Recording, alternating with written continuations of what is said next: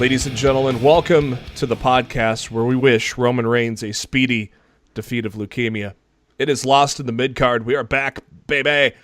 I was sick last week, but I am back, healthier than ever, drinking some scotch while we record. Life is good. And so was wrestling on Sunday. We're going to get into that. WWE Evolution, everything in between. A lot of news to talk about as well. But first, thank you to SpiderDuck.net for being our host, enabling us to be on iTunes and any of your favorite podcasting apps. All you got to do is search for Lost in the Midcard. Hit that subscribe button. That way you know every time a new episode comes your way every Thursday. Select Mondays after a WWE pay-per-view. You can also subscribe to us on YouTube. Links to all that are on our social media. If you go to Facebook, facebook.com/Lost in the Midcard, or you can go to our Twitter, at LITMC Podcast, where we also share a lot of the great tweets within the wrestling world. Potentially later on, if I think of it, we'll share a great Halloween tweet as we record on Halloween evening. AJ and CM Punk dressed as Scully and Mulder from the X-Files. That was pretty good. I suggest you check out AJ's Instagram there. We'll retweet that probably sometime by the time this hits your ears. I'm your host, Jeremy Bennett. You can find me on the Twitter at JBHuskers. As always, my co-host, he is on that Twitter at Raw F Showtime. It is Mr. Matt Black. Matt, how you doing? Happy Halloween, JB. Happy Halloween. I do not own the digital version of Halloween. I've got the DVD somewhere, but a nice little sale on Amazon, so I might pop that in after we record here. It cost me only a cool $5, so I might get me some old school Michael Myers before I go see some new school Michael Myers sometime. So, and then go to the store and get some 75% off candy tomorrow. Yeah. Yeah. Yeah. Yeah. Let's get these bags out of our damn stores. Best day to shop for candy, November 1st. Yeah, you're not wrong. Evolution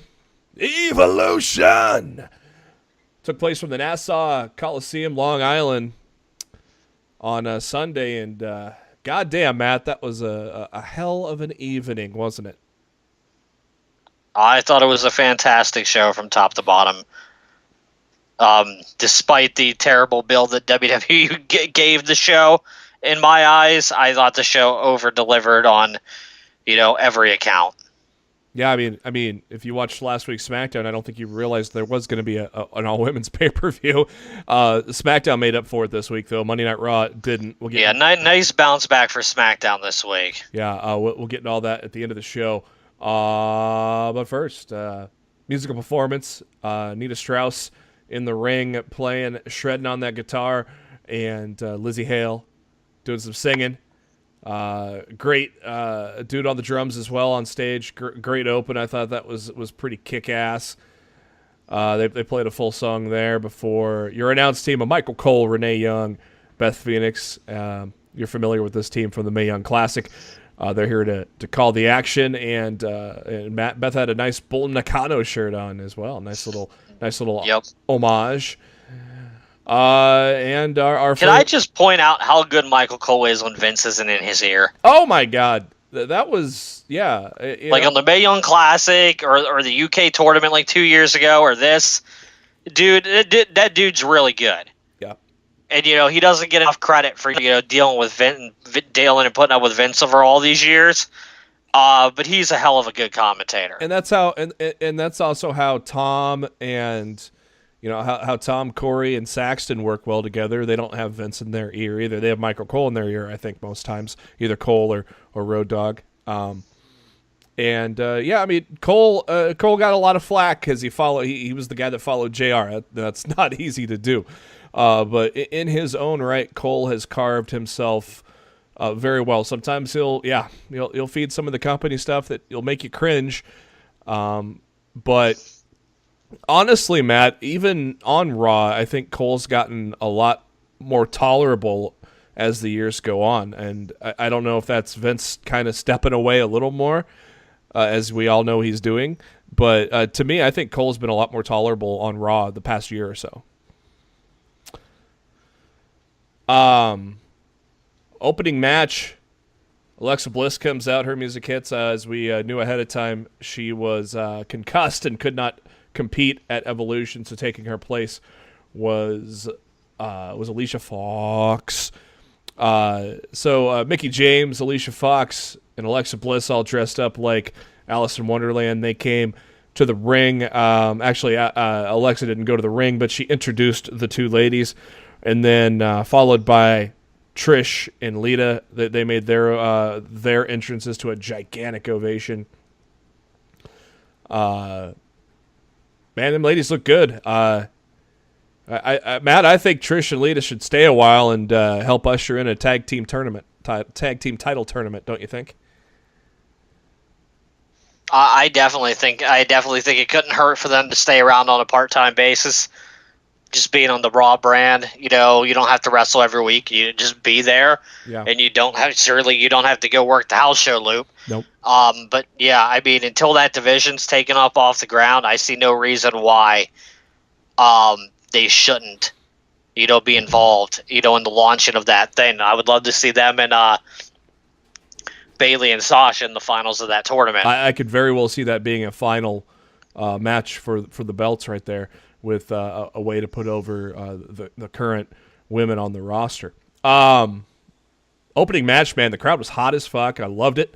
Great energy, great atmosphere, and two Hall of Famers, they looked pretty damn sharp for being not full-time wrestlers anymore. I thought Trish and Lita looked phenomenal in this match, Matt. Lita looked a lot better than she did at the Rumble, that's for sure. Yeah, and she landed a better moonsault this time. Got a little air on it this time around. Yeah, well, she didn't almost break her neck this time, so that's always a plus. Yeah. One other thing about the tag team titles, while I'm remembering it, I don't want to forget. Yeah. They're coming sooner than people think. I got an article on that coming up here later. There's a lot of signs that people might have been seeing in the crowd from Evolution to Raw to SmackDown this week, saying something along the lines of, we want women's tag team titles or whatever.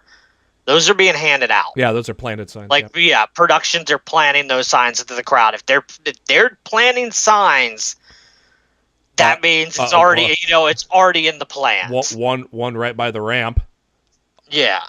So I mewell, they're coming. Yeah. And probably, like I said, sooner than we think. Maybe as soon as Survivor Series. Well, it's not sooner than I think, because I thought that was kind of Vince's. He was going to hold that information and reveal it on Raw the next night. I thought that was going to happen, and it didn't. So it's not sooner than I think, because I thought it was going to be already. But I'm ready for it. I was hoping they were going to unveil them between the Charlotte Becky match and the main event. Yeah. I was hoping there was going to be a little segment in between them. Yeah. They were going to introduce the tag titles and announce that there was going to be a tournament leading up to Survivor Series to crown the champions. But, that didn't happen. You could tell the crowd in Nassau definitely is looking maybe forward to a future rekindling of the iconic feud between Mickie James and Trish Stratus, as the crowd popped pretty hard when those two ladies were staring down in the ring when Trish got in there for the first time. At the end of the match here, Lita hits a twist of fate on Alicia, hits the moonsault on Foxy, and then James at the same time, and then Stratus with a chick kick on Mickie to get the pinfall after 11 minutes. A great hot start to Evolution. Even got a little poetry in motion with Trish and Lita, all of the Hardy Boys, and that wasn't the last time we saw that. We saw that with Jeff and Ray on Tuesday as well, so that was pretty cool. Afterwards, the Bellas got interviewed by Kayla Braxton, dedicating their match to Ronda Rousey's mom. Yeah, that'll go well. And next up is the 20-woman Battle Royal. And, Matt, I was really happy that each and every woman got an entrance here. I 100% agree with you. It was supposed to be 21 women, but Alicia joined in the tag match, so it just made it to 20. The entrants were Naomi. Were all these known ahead of time, or was there any surprises in here? No, I think they were all known. I thought so too. But I mean, that's not a bad thing. No. Naomi Michelle McCool, who looked fucking great. I want her back in the WWE, please. Sonya Deville. Alundra Blayze, first time in a WWE match in 23 years. First time in a match overall in 18 years. Carmella. Zelina Vega. Kelly. Tamina. Ember Moon. Lana. Maria Kanellis. Showed Mike and their daughter at ringside. That was pretty cool. Mandy Rose. Molly Holly. Dana Brooke. Nia Jax. Ivory. The oldest woman in the match at 56 and looked pretty damn good in it. She lasted the longest of the legends, right? Oh, yeah. She was in the Final Four. Yeah. Asuka, of course. I thought McCool was going to be the last of the legends, so Ivory was surprising to me. Yeah, especially when she eliminated 5 in the Royal Rumble in January. She had that great showing there. And then rounding out the field, Asuka, Tori Wilson, and then the Iconics.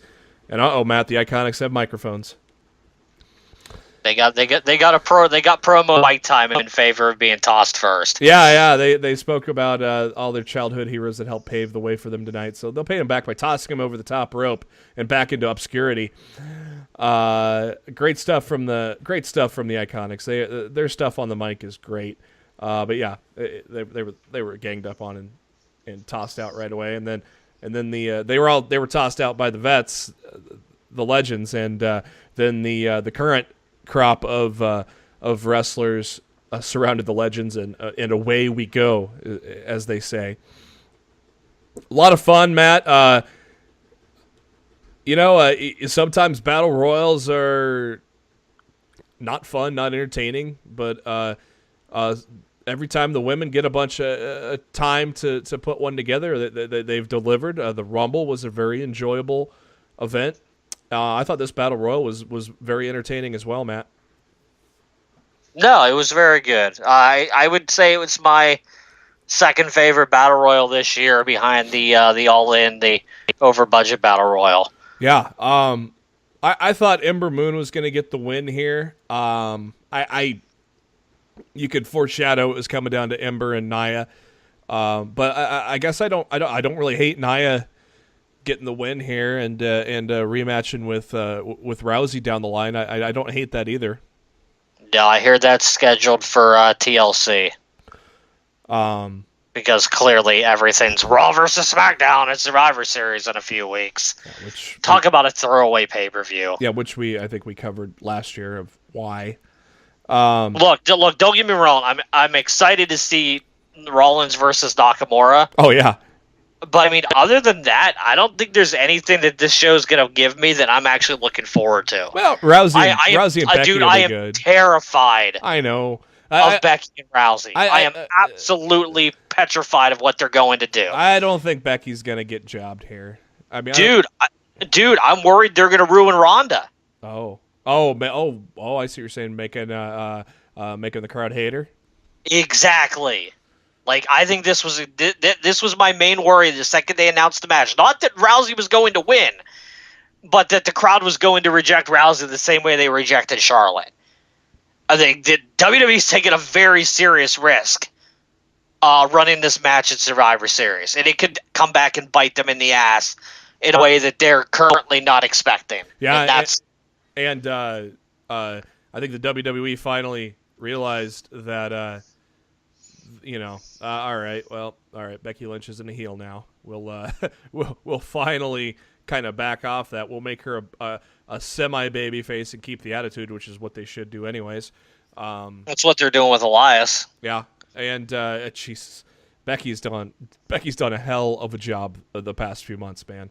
The only difference in the Elias character on Monday compared to the Elias character we've seen since he's debuted on the main roster is he didn't insult the crowd. Yep. He was the exact same character that the crowd has fallen in love with since he brought it up, and they're going to do the exact same thing with Becky. Yep. That's smart booking. if a heel is popular, when you decide to turn them face, don't change what the reason they were being cheered to begin with. Just slightly alter it. And that's how things work the best, when creative doesn't try too hard to be, well, creative. It's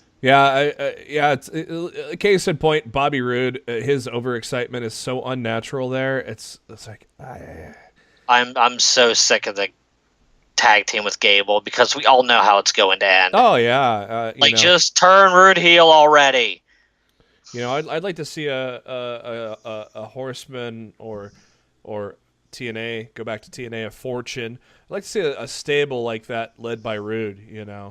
I think that could I want to see Roode turn on Gable, and then when they get to the match, I want James Storm to be at ringside, front row, and crack freaking a beer bottle over Gable's head.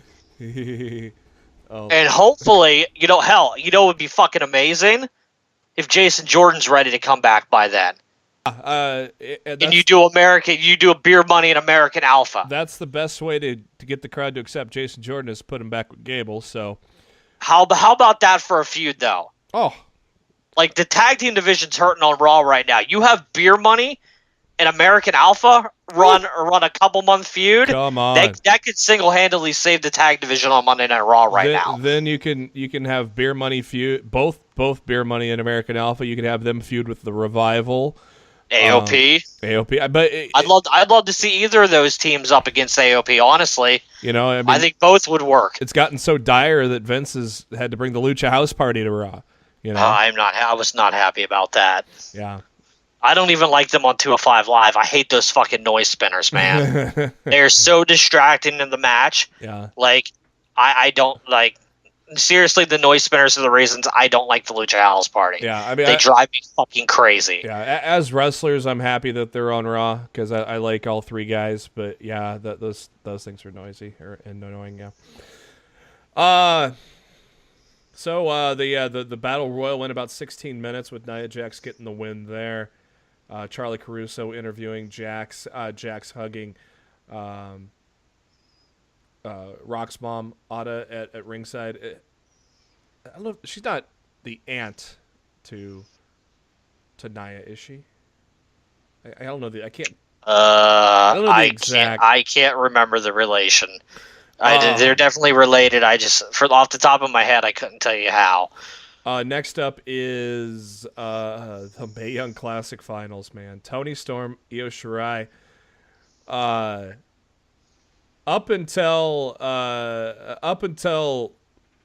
Lynch and Charlotte, this was match of the night, and it wasn't even a long match. It was.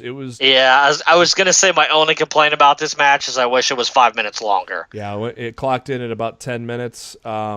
And they definitely had time to do it. They went off the air at like 10:20. Yeah. And because the Hardy show wasn't even supposed to start till 10:30, and it started right after the show went off. Yeah, and I didn't even know that was on. And I'm like, I made a U-turn right back to the WWE Network once I found that. Yeah, out. So I wish they would have given it at least 5 more minutes, because they clearly had the time to do it. But other than that, I love the match. I wish it was a little longer. I still think my favorite match of the tournament was Tony and Mako from the semis. I think that was my favorite match of the entire tournament. But I mean, I still thought the finals were great. Oh, it was amazing, and Storm hitting the Storm Zero to get the win after she blocked Shirai's moonsault with her knees. She hits the Storm Zero at 10 minutes for the win, and afterwards, Triple H, Stephanie, and Sarah Amato get into the ring and congratulate the women with roses and present the trophy to Toni Storm. Again, great moment. We'll see it again next year. I have a good feeling that this has the makings to be a staple every August till October, and especially with the UK brand kind of kicking off as well. Some of those ladies are going on to the UK. I see the Mae Young Classic continuing year to year, not stopping, Matt. Oh, there's no reason not to continue it. Like, I think they would be absolutely insane not to continue that tournament. It's way too important to the women's division in the future of that company. Yeah. Next up was the 6 women tag: Sasha, Bailey, Natalya against the Riot Squad. And Matt, I don't know if you're up. I don't know if you're on the page with me quite yet, but the Riot Squad it's getting there for me. I'm starting to like them. Liv's getting a lot better in the ring. I think. I'd honestly like them better if they were all separated. Yeah. I think Ruby Riott would be better off as a singles act on her own. You could keep Morgan and Logan together if you wanted to to the tags. for the impending women's tag team division. But I would like this trio better separately. So some of the booking, some of the creative is kind of stupid, like Ketchup and Mustard. Yeah, how is that rioting? Yeah, that's dumb. Like, seriously, no, that's juvenile. But, you're the juvenile squad. Yeah. You know, grow up. As a group, I mean, that's creative though. But as a group, wrestling and performing, I think the ladies have gotten so much better and kind of shed the Absolution, third-rate Absolution tag. Well, now that Absolution's not even there.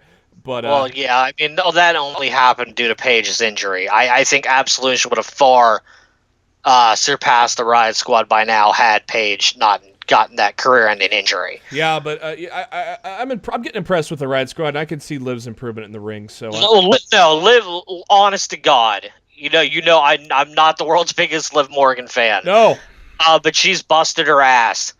And she gets better each and every time I see her in the ring, every single week. So props to her for putting the work in and wanting to get better and continuing to get better, because there's a lot of other women on that roster that don't. Like, and she's doing the little things, like when she laid on the mat and went face to face with, was it Bailey? When she was on right at the beginning of the match, I think it was, and Bailey was on her stomach, and Liv gets on her stomach and goes face to face and with her little. Was it Bailey? I thought it was Natalya. Might have been Natalya. Her little bratty pose. I thought.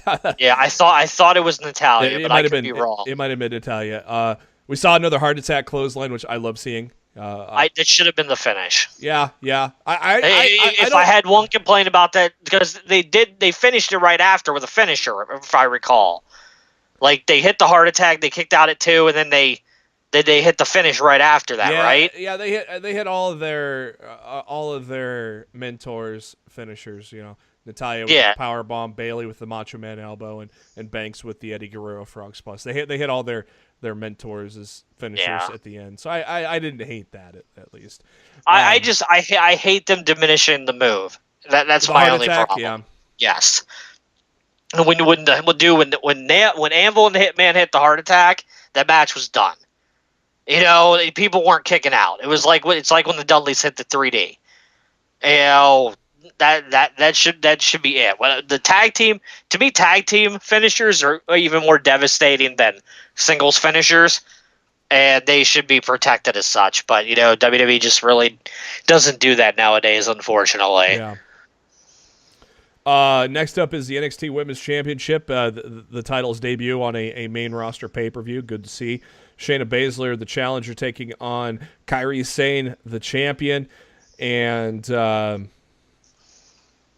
great stuff from both ladies as they did at TakeOver Brooklyn. But a new wrinkle into the whole thing. The 4 horsewomen of the MMA world, Jessamyn Duke, Mina Shafir, they decided to make their presence known during this match, didn't they, Matt? Are they going to call themselves the 3 Musketeers until Ronda joins them? The 3 Musketeers. How about the 3 Amigos? Orale. I was keeping with the candy theme. It's Halloween, damn it. That's true. That's true. But they basically helped Baszler get back her championship. Is she the first 2-time women's champion? In NXT, yes. Yeah, that's what I meant, was NXT, yeah. I totally feel like she's ready for the main roster. I feel like this title change wasn't necessary, and the only way it really makes sense is if her friends are actually debuting on NXT TV now going forward. Yeah. And they're not, just continuing to wrestle in the Florida Loop training. Like, if they're going to be, siding Baszler for a while, they're going to be like a faction, that's one thing. But if this was just a one and done and they're not going to be seen again, I think it was a waste. Yeah, I agree there. If they're continuing to be used, I think this adds a new wrinkle to that feud, and I'm all for Baszler getting the title back if they're going to be used going forward. Because so who does Carrie get with her? Well, Io and who? I think Kairi Sane might have given it away on Instagram tonight because they were carving some pumpkins. Io Shirai and none other than Mia Yim. I dig that. I dig that. All three women were carving pumpkins in Florida tonight, as Kyrie posted on Twitter or on Instagram. So I wonder if Kyrie kind of let it out of the bag who her backup might be if the four horsewomen decide to get involved again. So I like that. Yep, I like that a lot. We all do, and that's a nice insta push for Mia. Yeah, and nobody deserves it more. We all saw, we all figured there was going to be backup, and we all figured it was going to be Io Shirai, but who was the third? I struggled to come up with a third, but Mia Yim's makes complete sense. So, did you see the video WWE released where Triple H told her that they were signing her? No, I have not seen that one. Yeah, they were right outside of Full Sail, and Triple H came over to her. He's like, "Hey, I was just out there in the ring, and the crowd was chanting, 'Please sign Mia,' and I said yes. So congratulations, you're starting at the Performance Center." Nice. And she's like, "What?" And she got all emotional. It was really fucking cool. Yeah, link me to that down the road. I'll check it out. Who did she get beat by in the tournament? Was it Sodom? No, it wasn't Sodomora. Shit, who did she go out against? I'm blanking. I'll pull up the bracket real quick. Hey. Might have been. Was it Tony? Tony in the quarters. Yeah, I was gonna say I thought it might have been Tony. Yep, she beat Kavita Devi and Caitlyn, and lost to. I was very surprised we didn't see Caitlyn in Evolution. Yeah, me too. I was very surprised we didn't see a lot of the NXT girls at Evolution. I felt they deserved to be in that Battle Royal. The Battle Royal, yeah. Because, it was for a shot at the Women's Championship, so why couldn't NXT have been included? Yeah, because... you could have made it a 30-woman Battle Royal and threw in some girls from NXT. I didn't understand why they were excluded from this event. And that was confusing to me. It almost sounded like that was the original plan, too. And it's not, it's not out of the realm. I mean, Kavita Devi, she was in the Rumble, so... Yeah, and Rhea Ripley was supposed to defend her championship at Evolution, but the problem was her winning the title has not aired yet. Not aired yet, yep. On NXT UK because they did not start airing those episodes as early as they thought they were going to because they were working out some kind of deal with like Sky in the UK or something. Yeah. So by the time they finally started airing, that kind of screwed them. Ripley worked a dark match on that show. I do know that. Like she worked for the crowd before they went on the air. But yeah, she was supposed to be there defending the championship, but since it hadn't aired yet, they decided not to go with that. Next up, clear-cut match of the evening: Becky Lynch, for sure. Charlotte Flair, last woman standing for the SmackDown Women's title. 30 minutes and just so many great moments. What moments stood out to you on this one, Matt? What didn't stand out? Like, this was... You could feel that this match was personal for both women. And I think they took it very personally that they weren't closing the show. And I just think they left it all out there. I don't know if you saw Becky's tweet later on that night. She had a picture that said Ronda Rousey is now following you or something like that. And she said she tried. And I'm like, oh man. So yeah, dude, like, look, don't get me wrong, Becky and Ronda was fine. But it didn't touch Becky and Charlotte, man. Nah, man. I mean, you had the figure eight with Becky's legs wrapped around a ladder. That was pretty creative. The double leg drop off a ladder through the table by Becky was fucking sick. I thought Charlotte was going to kill herself. I thought the end of the match was going to be her trying to do a moonsault. Becky get out and she goes through the table. I thought that was going to be the finish. I'm like, oh fuck. And that's how she doesn't answer the count of 10 is she misses the moonsault off the top rope to the outside through a table. I'm like, that's dangerous shit. But it didn't come out that way. Lynch hit a powerbomb instead through the table, which Flair could not get all the way back up to her feet after nearly 30 minutes of intense action. One of the best matches, men and women, you're going to see this year was this last women's standing match between Charlotte Flair, Becky Lynch. I think Becky's one of the clear-cut favorites for female wrestler of the year. Once those marquees come around here, man, I'd be hard pressed to tell you another one. Yeah, in a couple months when it's starting to time to break down the marquees, I think Becky Lynch is definitely a clear-cut favorite there. It's her and Rousey. I mean, who else can you really even say has had a year as big as those two have had? Yeah. And I don't see Becky any way that Becky doesn't win that award at the end of the year. But in the end, I understood why Rousey and Bella went last, just because of a better. They wanted that shot at the end of the pay-per-view. Yeah, a better sign. Rousey standing with all the women at the top of the ramp. Yep, a better send off with Rousey standing tall. But I tell you, I don't even think it's that. I think they wanted that thing at the end. Yeah. With Ronda standing in the middle of all the women, I think they wanted their like their ESPN screenshot. Yeah, exactly. And stuff like that, and they couldn't have done that if that match would have taken place prior to Charlotte and Becky. No. Like all the women coming out there at the end wouldn't have made any sense. So, I get why they did it. Yeah, me too. I rather would have had Charlotte and Becky close the show.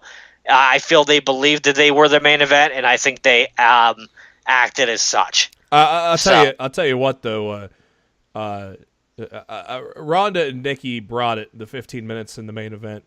They had a hard act to follow, and you could have had a hard act to follow. The crowd could have been dead for this main event. They weren't. The crowd was excited for this because these two put on a very entertaining match, Matt. Yeah, it was good. It was like I didn't expect it to be terrible, like a lot of people did. I thought the match was going to be good, and it was good. Mm-hmm. Like I said, it didn't follow Becky and Charlotte, but I mean the match was still solid. Like there was nothing on the show that I didn't like that. Yeah. And I always get that out of a WWE pay-per-view. There's always this one match that I can point to and say, yeah, didn't like that. I'd be hard pressed to tell you what the worst match on the show was. I thought all the matches were good to great. I mean, so women that don't get much of a push like Alicia Fox. I thought Alicia Fox looked great in that opening tag. Until she fucked up the pinfall finish. Yep, she mistimed that. But I mean, outside of that, I thought Fox. I'm sure Triple H was in the back going, "Damn it, Fox, you had one job." But other than that, I thought Foxy did really well stepping in for Alicia, for Alexa Bliss. But you can't say this was the low point of the pay-per-view or the worst match of the pay-per-view. Or they all were solid. You can't really point to one because everything, all the way, even the ones that were not much excitement to them, like the 6 women tag. That was well done. Everything was great. And it was a tremendous pay-per-view. Hopefully it becomes a yearly tradition. I think with how it was received, I wouldn't be surprised if they do it again next year. The big question is... I'd actually like to see them do it 4 times a year. Under different names. Yeah. Granted. That would be cool. Because they do 4 or 5 NXT takeovers a year. I wouldn't mind on the months that there's not a takeover. Yeah. If they had like a women's pay-per-view the same weekend as, a big, overall like pay-per-view, And for a I think that would be great. And for a couple, if not all of them, bring over the NXT and NXT UK women too. Oh, absolutely. It's a party. Everybody comes in. I tell you what, though, I mean, props to the legends for looking great too. Ivory, 56 years old, was the final four, last legend standing in that battle royale. Michelle McCool continued to look great after the great Rumble performance she had, where I think she had the most eliminations. With 5 in January. She continued to look good. Trish and Lita, and then they come back and wrestle on Raw. I think the story was told at the end of that Evolution match where Alexa Bliss was holding the two ladies up and said, "This ain't over." Clearly, there's going to be Trish and Alexa somewhere down the line with Lita involved as well. So I think Trish and Lita are possibly going to be part-timers in 2019, which is great to see Hall of Famers come back and still perform at the level that they did on Sunday and Monday as well. I didn't think there was one woman that they brought back that looked bad. No. Alundra Blaze, for crying out loud, hadn't wrestled in 18 years and still was entertaining as hell.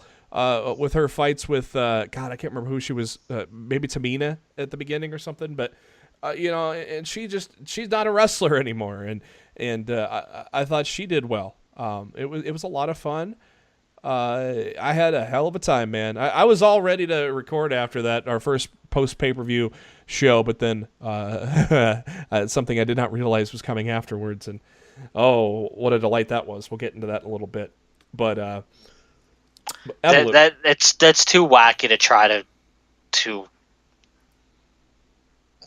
to review.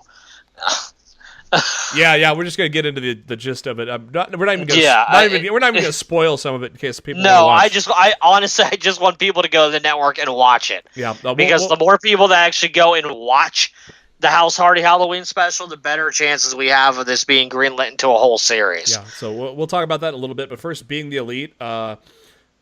We were I was sick last week, so we'll talk about 122 brass rings. Scorpio loves a good payday. So does Matt, who holds a bunch of money. It takes a bite out of a 20. What the fuck? He's so weird, dude. Poor Scorpio, man. He saw all that cash. He's like, God, I'd like that cash. No, they're getting a lot of money off this the worst town I've ever been in shirt. Almost every size is sold out on HotTopic.com. So the brothers are standing outside of a GameStop, and the camera pans right onto a WWE 2K19 display. Oh, let's go check out the new Pokemon game.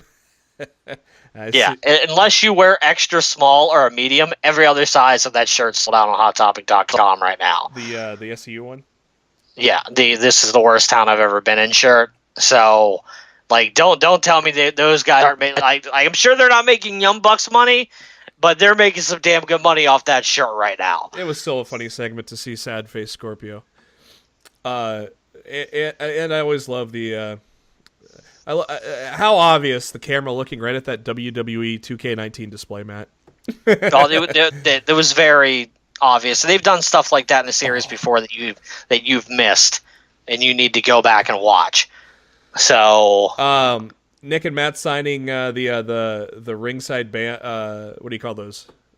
Band. Well, the things you put on the apron. The ring skirts. Ring skirts. I guess there were 7 of those total ever made. So I bet those probably are going up for auction for charity. The Elite getting together to do a little signing. Cody. That was a great sport coat that Cody had on with the roses and shit. What the wow. That was something to behold, let's just say. The main theme of the show this week, Matt, was I guess Flip has to grab some brass rings to get back on being the Elite, huh? I think he grabbed plenty. I've never seen two brothers be so happy to be super kicked in their lives. They kind of enjoyed that. But I think my favorite part was when he interrupts SCU. As SCU is getting ready to do their worst town they've been in stick, and Flip just takes it all over, and they're just standing there in shocked silence. I thought that was pretty fucking funny. Hey, if you go, I would say maybe about 7 minutes into Being the Elite episode 122, a little after the 7-minute mark, you'll see two familiar faces in the front row there, huh? Maybe. Maybe, yeah. Looks like Matt and Daryl on Being the Elite as Cody and Kaz do a shameless plug for the cigars, and by shameless I mean shameless. I made my Being the Elite debut. Be jealous. Yeah, I am. I know you are. I'm very fucking jealous. Marty now talks to Nick to try to get Nick to his January 1st party, but Matt, I think they got something going on January 1st, don't they? The brothers Jackson. They ain't got nothing going on. That clock's ticking, though. They're not going to WWE. I don't know what they're doing, but I can 100% tell you they're not going to WWE. They're also not going to Marty Scurll's New Year's Day party either. They're going to be there. Leave poor Marty alone. And the end of last week's Being the Elite, a mysterious letter from the guy named H. This one is this time directed to Cody, and it says, "I hope it still fits." And it's the Stardust outfit. Oh, the old letters from H, Matt. Gotta love them. Yeah, everybody's panicking. Everybody's panicking over nothing. They're not going to WWE. They're all too smart to do it. So no. Well, I guess this is called episode 123. It just came out Wednesday though. It's obviously they were kind of busy with the cruise early this week. Yeah, they didn't have any freaking internet signal to upload a show. Yeah, but they did film this week on the cruise, which was pretty cool. Did you know any people that went on the cruise of Jericho, Matt? No one personally, no. I got a couple guys, a good friend of mine from work, and his buddy that I met at when the guy that went on the cruise, he'd gotten tickets in a suite for a live show back in February. A guy I work with, and him and that buddy went on the cruise, and so can't wait to hear stories about that when they get back to work next week. So, this was a different Being the Elite. I think Matt said it before we started recording. Probably said it best. Nothing to really further the storylines. It was just it was kind of a treehouse of horrors for Being the Elite, right, Matt? It was a spoof off of Are You Afraid of the Dark? Mm-hmm. Yeah, the old Nickelodeon show. Like they even spoofed the line. I submit the approval of the Midnight Society. I call this story blah blah blah. Yep. They just changed the word from Midnight to the Elite. I mean, it was a complete spoof off of that show from from back in the day. Any old school Nickelodeon fans will know what I'm talking about. Oh yeah, and also a nice homage during the main story, a nice homage to They Live. Oh yeah, that was definitely an homage to They Live. And later on, towards the end, an homage to the Human Centipede. And we all knew Cyrus was the virus. Oh, Cyrus. We're not gonna break that down like we normally do. Being the Elite, just go watch it because it was. Yeah, just go check it out. It's funny. It was a fun. It sounds like, well, I mean, if they continue to do Being the Elite, which I assume they will, because I think they just leave New Japan. I think they're Ring of Honor, sticking around. They're staying home. No more crazy travel schedule. They're definitely done with the Bullet Club. Yep. Oh yeah. I mean that much is that they are officially the Elite. Like they are out of the Bullet Club. So they've split away from that group, and it's done. They are known as the Elite, and Tama Tonga and his group of jobbers are known as the Bullet Club, which means about as much as 3MB means in 2018 now. Ooh. So. Ooh. I'm just being honest, man. Without the Elite part of the Bullet Club doesn't mean jack shit anymore. It really doesn't. Like that stable is as worthless as the shirts that their logos are now printed on. I ain't disagreeing with you. Yeah. That stable is DOA. Let's get into some headlines here. Crown Jewel, of course, takes place this Friday. Depending on where you're at, right around the old lunch hour is when it's going to start. It is officially sold out as of October 27th, according to the Minister of Sports. I guess Saudi Arabia has a Minister of Sports. Quite the title there. So the staff is going to be begin travel on Thursday. Already began traveling on Thursday, some of the staff, and additional staff came in over the weekend. And so, yeah, Crown Jewel coming up, and none other than Hulk Hogan is going to be hosting, the host of Crown Jewel. Hulk Hogan making his television return for the first time since Tough Enough, I think it would have to be. I'm so happy to be right here in the Cajun Dome, brother. Yeah. I mean, where are we? Let me tell you something, brother. I'm happy to be in the home country of the Iron Sheik. I'm an Iron. No, boo. No. I just think it's really funny that a show in Saudi Arabia is being hosted by a real American. I think it's funny that the controversial return of Hulk Hogan is being slid under the higher controversy of doing a show in Saudi Arabia, and I think that's on purpose, Matt. You know what? It probably is. Well, let's face it. One, the Prince wants Hogan there, and let's talk. And clearly Hogan's getting a big payday out of it. Let's talk facts. Matt and I both are on the same page. We think Hogan should be back on WWE television. We think he's paid his penance. I understand some of the disagreements with some of the wrestlers, but at the same time,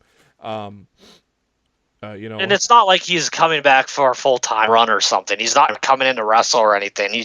Just like he's going to have some one-off appearances as a legend. Mm-hmm.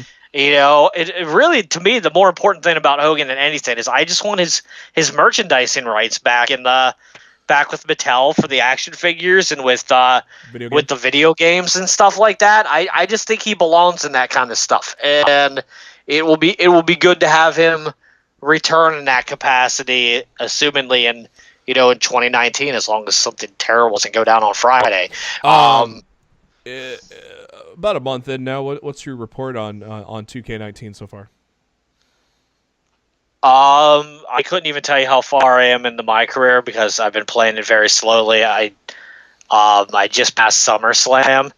For those who've completed it, you probably know how far I am comparable to what I know. I find it more enjoyable than years past.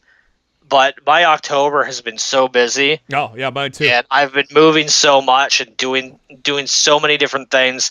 I haven't really had time to just sit down and really get into the game. Me either. And Soul Calibur 6 also came out this month, and I've only been able to play that for a few hours.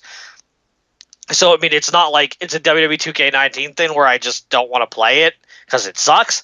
It's just I just don't have time to sit down and play these games right now. Yeah, I'm in the same mode. It's a lot easier to be on the road with a mobile game than it is to be at home in front of your TV with a console game. Yeah. At least that's how my October's been. And I'm sure everything will settle down as the year progresses, and I'll be able to get in there and really get a good feel for how I play the game. I'll tell you what, right now, and I should have done this for the entirety of the 2K series.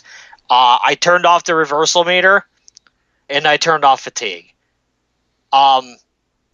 Fuck realism in my wrestling video games. I just want to play them and have fun like I did back in the day with the THQ games. And I will tell you, I'm finding a lot more enjoyment in the games with the reversal meter and the fatigue meter off than I did with them when they were on. Mm. So it just feels more fun to play. The fatigue meter and the reversal meter, to me, they're simulation factors that aren't needed in wrestling games that are supposed to be fun. And I definitely feel the gameplay, if you're having, if you're still feeling issues with it this year, I feel if you prefer the older games and the new games really aren't doing it for you, but you bought it anyway because, I just want my yearly wrestling game, which is what I did. Turn off the fatigue. I mean, the fatigue meter's still there, but it no longer does anything.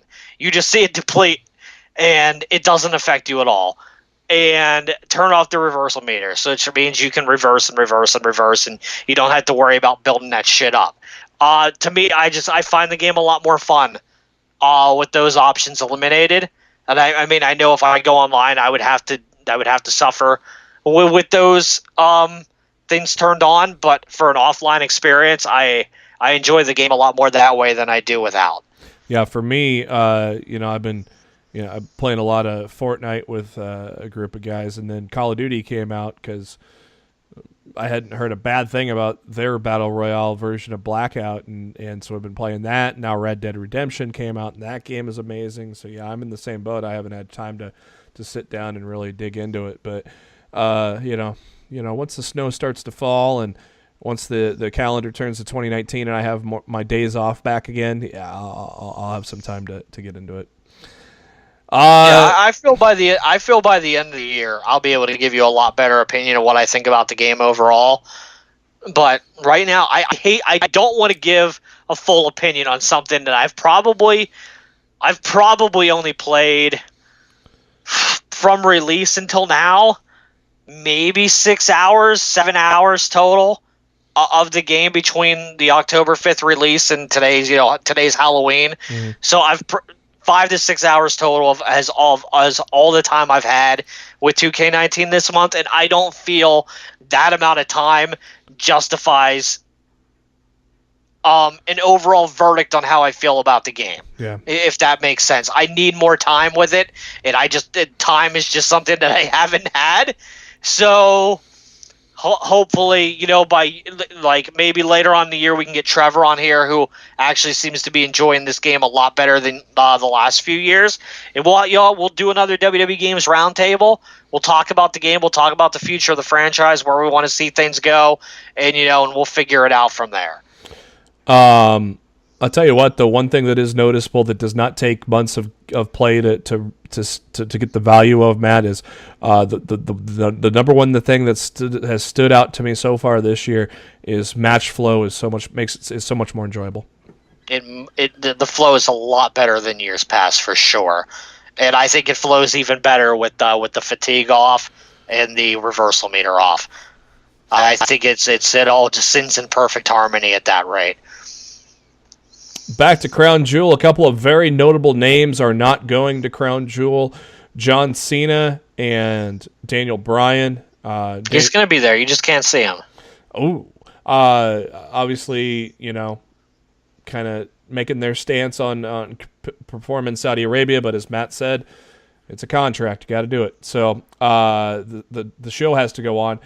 There was a pitch that possibly Drew McIntyre would be added to the Lesnar-Strowman match, but that apparently was shot down. I'm hearing that is scheduled for TLC, Strowman and McIntyre. Yeah, I've not heard that it's going to be for the title. God, it damn well better be. Well, you figured, dude, I'm gonna lose my fucking mind if Lesnar wins that title on Friday. People are canceling their WWE Network subscription right now out of protest of the show. No, I might cancel my WWE Network subscription on Friday if they put the title back on Lesnar. No, you won't. That's how much I can't stand Brock, dude.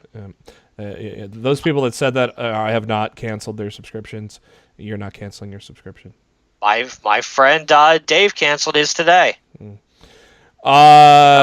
But there was talk of a triple threat match, but that was just pulled to Strowman. Strowman. And to me, there's no real reason to make it a triple threat if Drew's not going to win. No.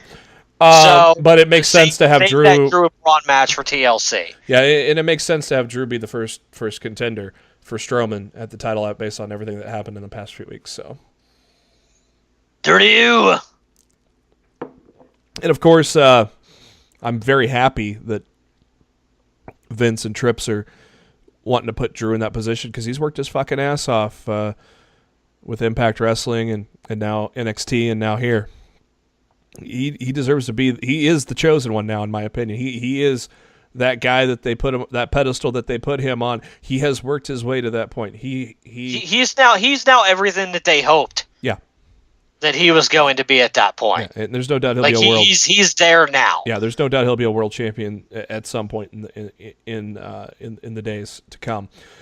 And of course, if you watch SmackDown, you know how that went down. A nice impromptu WWE Championship match, which we'll get into later, and leading to a rematch of Joe and AJ at Crown Jewel with Daniel Bryan pulling out. Please change the title. Please change the title. Remember, these are glorified house shows, so I yes, but there's nothing I want to see more right now than Samoa Joe be WWE champion. I'm not holding my breath for Crown Jewel, but maybe TLC. No, because at that rate, they're already going to move on, and it'll probably be Styles and The Miz at TLC if Joe doesn't win now. Like, this is Joe's last shot, dude. It's now or never. You either win now or you're not winning at all. Well, the WWE Championship's only changed one time outside of the United States, and that was when AJ won the title a year ago. Dude, he's had it for a year. If there's any time to change it, it could be now. Like, I'm not saying it's a guarantee or anything, but I would absolutely be thrilled to see that title change on Friday. I still think Bryan's winning the Rumble at this point. It depends on how mad Vince is at Bryan in January. Yeah, good point. Because I guarantee he's probably not too thrilled with him right now. Good point. Yeah, but that rating went up though. So. Well, yeah, because people wanted to see that match. Yep. And so Bobby Lashley will replace John Cena because, well, I mean, John Cena did nothing to go into that World Cup match anyway. So.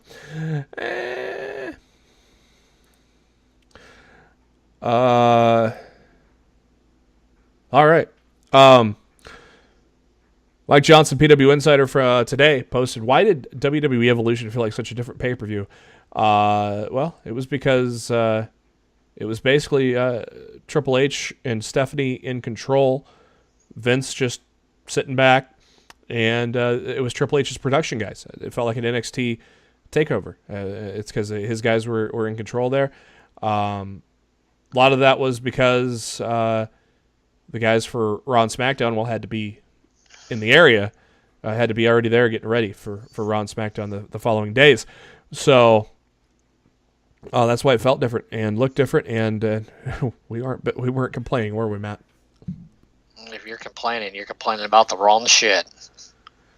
All right, I got a little bit of Hardy news, a few of it. First, some wonderful news, yes! December 1st in Mexico, the Hardy Boys will reunite and wrestle as a tag team in Mexico. December 1st is the date of that live event, so they will be reuniting, so to speak. And Matt Hardy had spoken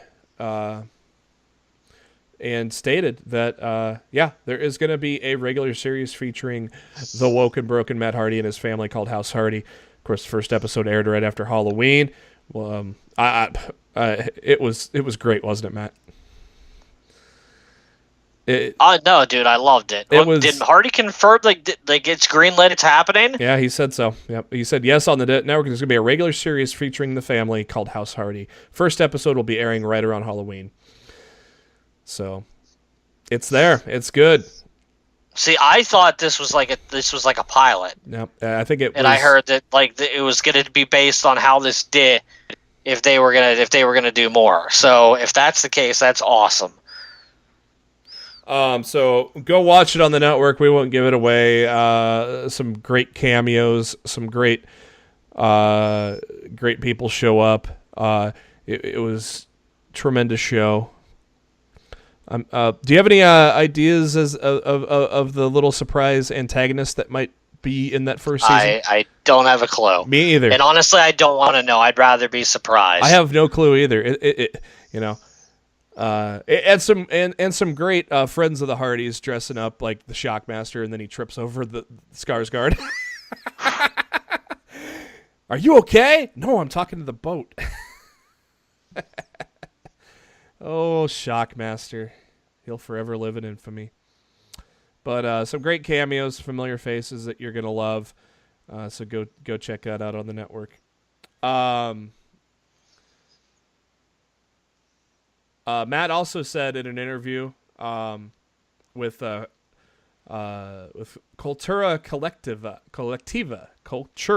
Collectiva.com, that not only is House Hardy going to be a show on the network, but it's not also 100% decided what he's going to do once he returns to TV. Hasn't been finalized yet, but he's sure they'll take a tangent from the Woken persona, and it might come back out on TV. We'll see what happens. And so it looks like Matt may be healthy enough to be coming back to the ring, Matt, which is a good thing. I think he will. I think this is more about time off more so than anything else. I also believe when he comes back, I think he's going to be broken and not woken. They said broke. They said broken a few times in the special in the. Yeah, they most certainly did, and they have the rights to it. And I think when they decide it's time for them to return, when he decides it's time to return to the ring, whether it be with something with Jeff or what have you, I think that's what's going to happen. And Mike Johnson was told that this whole special, the Halloween special, was almost exclusively the creative visions of Matt Hardy and Jeremy Borash. And Jimmy Paradise was also involved in some of that production for Impact Wrestling. He now works for the WWE. He was a producer for that special as well. Mike says if the numbers do well, the plan is to do more, as you were speaking of. But apparently Matt, in that interview with that Mexican website to promote the live event, almost sounds like it's a go. And I think a lot of people loved it. So I think we're gonna see House Hardy, baby. New collection up on the network, Brothers of Destruction, to get you ready for Crown Jewel. Dating back from 1998, when they became the surprising allies to Mr. McMahon's plan, all the way up until 2015, when they feuded with with Bray Wyatt.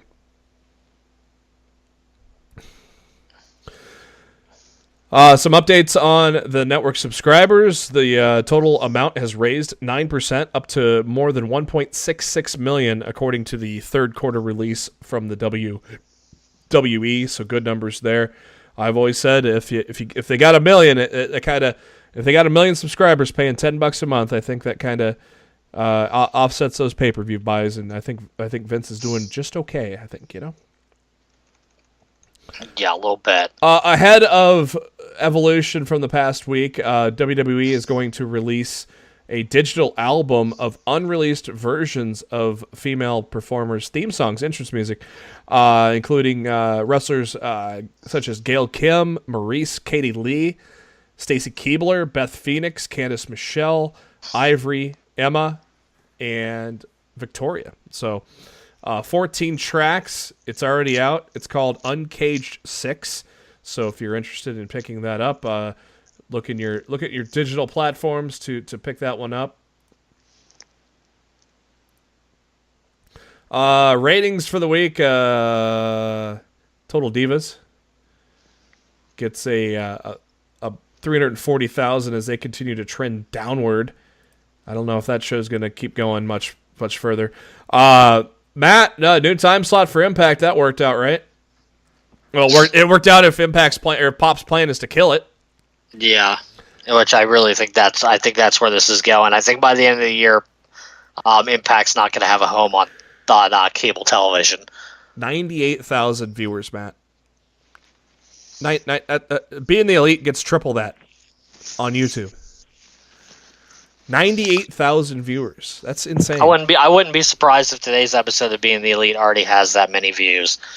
Well, now I want to go look. I'm looking right now. It's at 51. It came out like 8 hours. It already has over half the viewers that Impact got last Thursday night. Yeah, it came out at like 1 p.m, 2 your time. So yeah, it's only been out a few hours, but yeah, you're right. It's already halfway there. Matt and I are going to agree. Raw was a complete shit show. The ratings showed that as well. 2.47 million. Raw was abysmal, man. It was about 70,000 viewer drop, only 2.2 million in the third hour. SmackDown, though, of course, once everybody heard through the grapevine that there was going to be a championship match, that viewership went up. Only 2.11 million, though, not high at all, as it has fallen off since SmackDown. Better than nothing. That is true.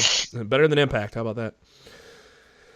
Some behind-the-scenes changes going on at MLW. Bruce Pritchard is leaving MLW to what a shock.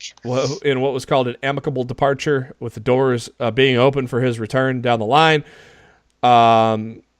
So in his place, Conan is going to be rising to power as one of the top producers, and he'll join guys such as Tommy Dreamer, Low Key, and Sammy Callahan, who work as agents for MLW. So a little bit of the behind-the-scenes changes there. Nothing says wrestling TV that I don't want to watch like a Conan segment. So, good job, guys. Shayna Baszler recently interviewed on the Breaking Kayfabe podcast talking about Evolution. She was asked why her and the other NXT talents missed the Raw taping when the pay-per-view was announced. Well, yeah, commercial plane, or they got hustled to a jet, not a commercial plane. Race to the airport, flight got delayed, so they had to sit in the plane and watch it unfold, and instead of being a part of it, which was unfortunate. And then also she was talking about how Triple H treats the female talents. He's really invested in building up the women. He treats us like wrestlers. He'll talk to me like he does Adam Cole. I wish people would understand how much freedom he gives us. Just the fact that we're getting a creative say is making it different. So stuff you don't already know, but pretty cool to see the women that are working under Triple H say that. God, Matt, it's October. It's almost tomorrow's November. You know what that means? It's time to start talking WrestleMania, ticket packages and all that jazz. Have fun freezing your asses off in Jersey next year, people. Yeah, I already did it once. I'd never do it again. And that's why I find it funny that Joey Janela's event is spring break. It's going to be probably cold as fuck, but at least they'll be indoors. Big announcement: Japanese deathmatch legend Atsushi Onita is appearing at the spring break event. And what did that do for Janela's event? Well, it sold out in 1 minute. 1 minute. Janela's events always sell out. That's not really a surprise, and I don't think it was that announcement that sold it out. I think it was just the fact that people wanted to be there. Yeah. So I think they could have announced that event was happening with nobody announced, and it still would have sold out. And God, poor Janela, he's still going to be on the shelf for several months, isn't he? Unless he was working on the time frame. Yeah. He ain't going to be there for that. I mean, he'll be there, but I mean, he won't be working. Nope. Hopefully for his sake, he was working. Everybody, and he was given like a WWE timeline. Yeah. Like the timelines they give for John Cena, and he comes back like 6 months early because he's Superman. Mm-hmm. Hopefully Janela decided to do something like that and, have a big surprise and come back early, and I think that would be kind of cool.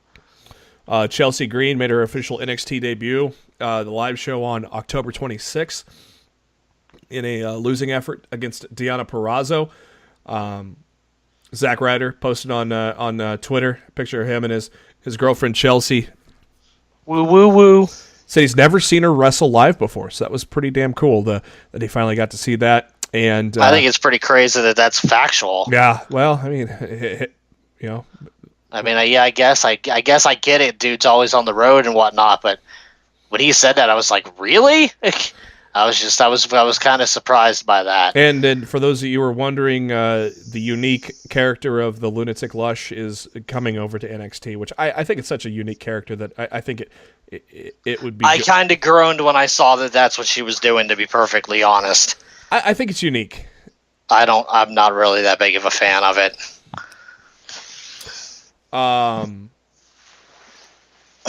I'm hoping by the time she actually gets to NXT TV that she's not doing that anymore. Matt said, sooner than you think for the NXT Women's Tag Team titles. Well, that's the exact quote that Charlotte said in an interview with Sky Sports, that sooner than we think. So Be on the lookout for that. Some interesting involvement with NXT over the weekend at Evolve. We've got 3 guys at NXT holding Evolve championships. Doom Patrol of Jaka and Chris Dickinson were defeated by the Street Profits. The Street Profits are your new Evolve Tag Team Champions. But that's not all, kids. The heavyweight champion, the Evolve champion, is Fabian Eichner. He defeated Shane Swerve Strickland to become the Evolve champion. Yeah, that was a swerve, all right. That was the swerve. What do you think? What do you think of NXT holding Evolve Gold, Matt? I don't mind the Street Profits. I think Fabian Eichner should not be a world champion anywhere. I like him, but I like him, but I agree. I like him fine, but I don't like him more than Shane Strickland. Oh no. I think that was kind of ridiculous. I like the Street Profits move. I like the talent exchange idea. I do too. I mean, Gabe's working with NXT. The NXT roster, if you count what talent is at the Performance Center, is massive. And with a 1 week of TV, 1 week of television a week, you don't have enough time. You don't have enough airtime to showcase everyone. Mm-hmm. So if Triple H and Gabe have this talent thing on it, where you're a WWE guy, but you can work these Evolve shows and whatnot. I think it's good for business all around. I think it gets more attention on Evolve than they would normally have. I don't think it's a bad thing at all. I just don't think Fabian Eichner should be their world champion. Yeah, it's interesting. But whatever. Guys like I think Leo Rush went there, and I know Velveteen Dream wrestled for Evolve. And No's done it and stuff like that. I mean, it's not unheard of. As Matt was mentioning, NXT UK champion Rhea Ripley, she defeated Dakota Kai in the dark match prior to Evolution. It's going to air on... Let's see. Yeah. So that was the dark match there. Jeff Jarrett lost his hair. Jeff Jarrett's bald now, and that looks scary. Looks like a mugshot. He lost to Lucha legend Dr. Wagner in a match, and so he lost his hair. WrestleMania tickets, they're going to be available Friday, November 16th. The WWE has announced travel packages and all sorts of stuff there coming too. So if you're planning on freezing your nutsack off, get prepared. And changes to Access this year. The schedule is going to be changed for this coming WrestleMania. Traditionally, the fan interactive event has been held Thursday, Friday evening, Saturday all day, and then Sunday morning before the Mania. So it appears now that WWE is going to hold Access on Monday now during the day before Raw as well. So it's going to go Friday to Monday for WWE Access, which, Matt, it makes sense when you're still running shows on Monday and Tuesday after WrestleMania. Yeah, and after this year, they won't be running a Tuesday show.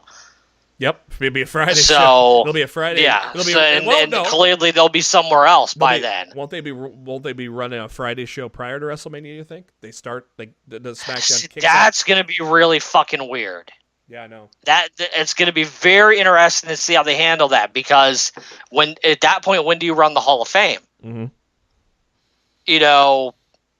Because NXT Saturday, Hall of Fame right now is Friday. I bet you the Hall of Fame's Thursday. That's why they moved Access to Friday to Monday. I bet you they put the Hall of Fame Thursday. I mean, I guess they could going forward. They don't need to do that this year, or this upcoming year, but I mean, I guess they could to, set precedent to start training people that's the way they're going to do it. It's going to be really weird to have a live SmackDown 48 hours before WrestleMania, because normally I would say, back in the days when Friday Night SmackDown was whatever, they taped Raw and SmackDown the same night, and it was just, it was a fluff piece for WrestleMania 2 days later. Fox ain't going to want, a fluff piece. No. They're not going to want like a recap show. No. That's why I'm thinking they kick days off the week before WrestleMania. So I'm super curious of how. That's why I think that how that's all gonna. I think we've had this conversation on the show before. I think Friday Night SmackDown kicks off WrestleMania weekend officially going forward. That's crazy. I don't know if I like this, but apparently TakeOver during WrestleMania weekend is not going to be called TakeOver Brooklyn. It's going to be just called NXT TakeOver New York. I guess since this is in August, but of course SummerSlam's not going to be in Brooklyn this year, so I don't know. I liked NXT Brooklyn, but maybe that was its own thing during the summer, and they rebranded it for Mania. I don't know. What do you think, Matt? Yeah, I guess we're gonna find out, man.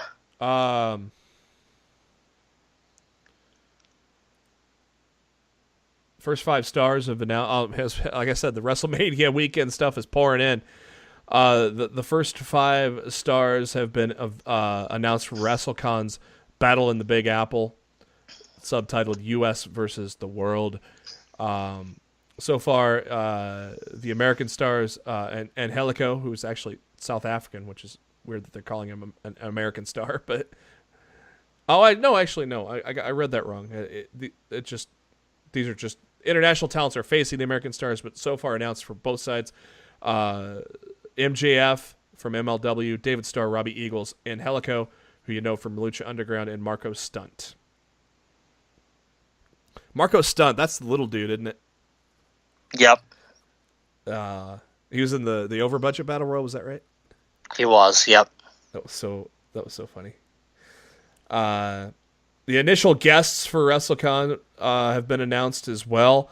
They include Alicia Tout, Baby Doll, Bandito, Colt Cabana, Sammy Callahan, J.J. Dillon, Ray Phoenix, Ronnie Garvin, Shane Helms, John Hennigan, Johnny Impact, Mundo, Morrison, you name it. Nikita Koloff, Teddy Long, Playa, Midnight Express, Pentagon Jr., Joey Ryan, Ricky Steamboat, Ty Valkyrie, Barry Windham, among the initial guests announced for WrestleCon, which of course includes a shitload of wrestlers. The next 3 contenders for the NWA World Title have been announced, and Matt doesn't care anymore because Nick Aldis is champion again. I don't give 2 flying fucks. Brandon Scott from Maryland Championship Wrestling, Billy Gunn, and Jake Hager are going to be the next 3 competitors to face to try to take the title from Nick Aldis. It'd be great if Jake Hager took it at WrestleCade during Thanksgiving weekend. I know you're rooting for that. I don't think it ain't going to happen, so it doesn't really matter. I don't think they're putting the title on Billy Gunn. I'll just say that much. I don't think any of them are getting the title. I think they're just going to keep running with Aldis because they're fucking stupid. And for you wrestling action figure fans, Series 90 of the Elite Collection is now shipping, and for the first time, Ronda Rousey. So Ronda Rousey, Kane, Aiden English, Roman Reigns, and The Miz are on Series 90. And battle packs include the B Team, Angle and Jordan, Roman Reigns and John Cena in battle packs. And you can also get zombie versions of your favorites, Matt Hardy, Jeff Hardy, Nakamura, Finn Balor, Kane, and Charlotte Flair.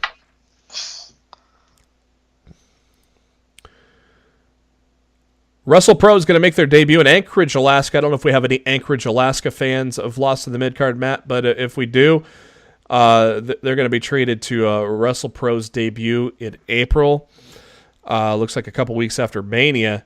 Announced for the event will be Hall of Famer Mick Foley, Johnny Impact, Chris Adonis, Colt Cabana, among many, many others for WrestlePro in Anchorage, Alaska. 2 new digital series are launching this week, actually today, on WWE.com as well as YouTube and all other social media platforms. Baron Corbin's Haunted World, as Corbin visits creepy and haunted locations around the world.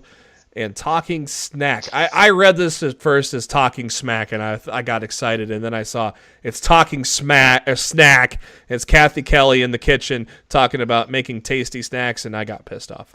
because I want Talking Smack back, Matt. Well, good luck with that.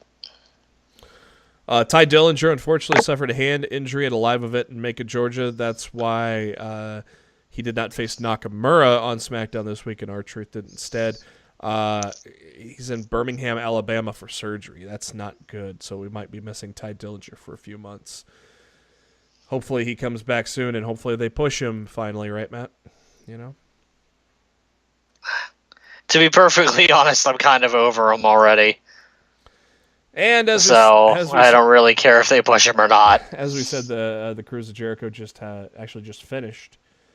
One of the readers from PW Insider gave some thoughts, and are these spoilers truly? Or have these just? Yes, there are some spoilers in there. I don't think we should be reading for people who want to watch the show when it airs in a few days on our club. Okay. There were Cody told the crowd they're working on All In 2, so probably no surprise there, but interesting to say the least.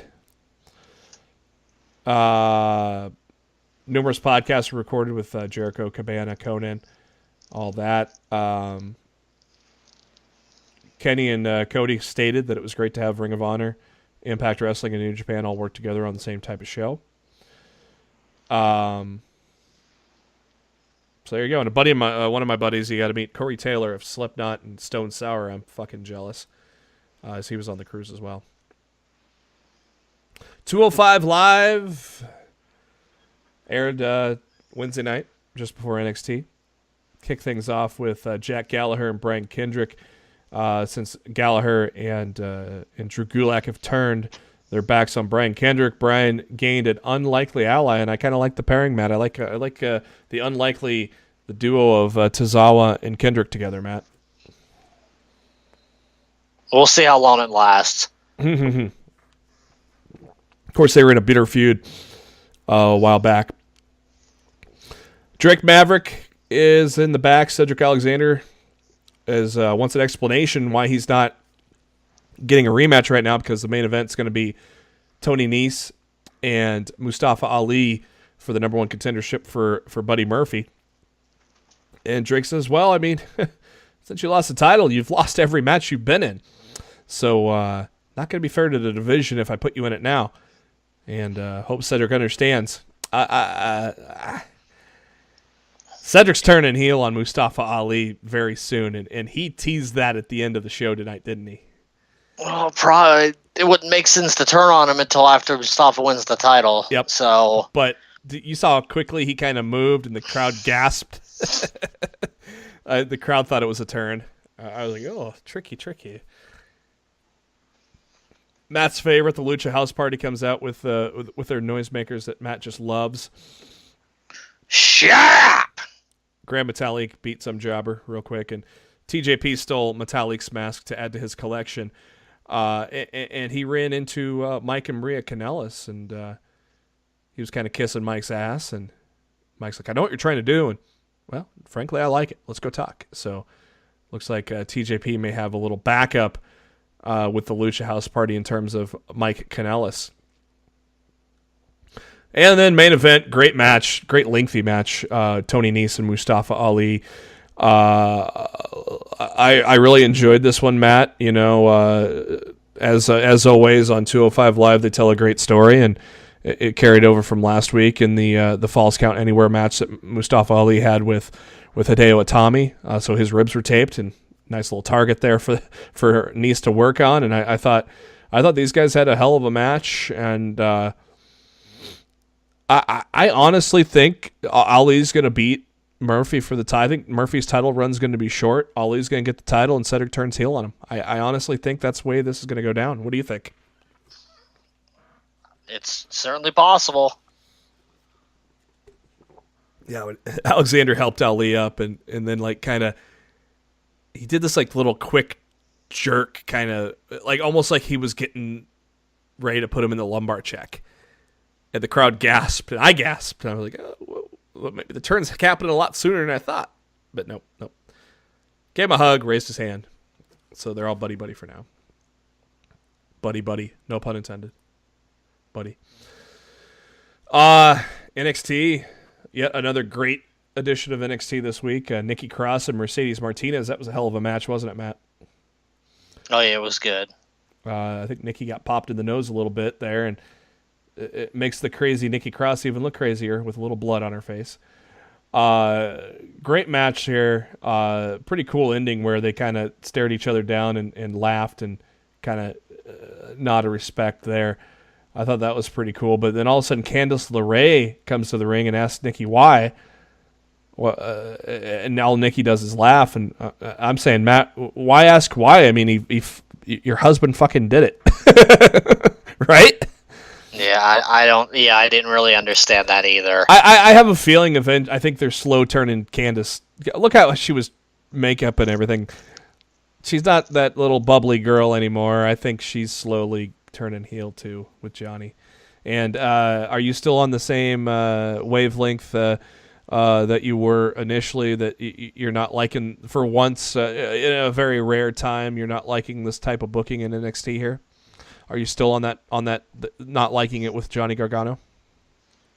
I don't think the heel turn was necessary, but I trust Triple H to make the best out of what the hand he's been dealt. I tell you what, Matt, and he chose to listen to the audience, and he's going to work with the audience, and we're going to see where it goes. I'll tell you what, Matt, though, the dynamic between Nikki Cross and Aleister Black was amazing, and this week we got Nikki Cross and Candice LeRae, and then all of a sudden we got Aleister Black coming out to stare down Candice LeRae.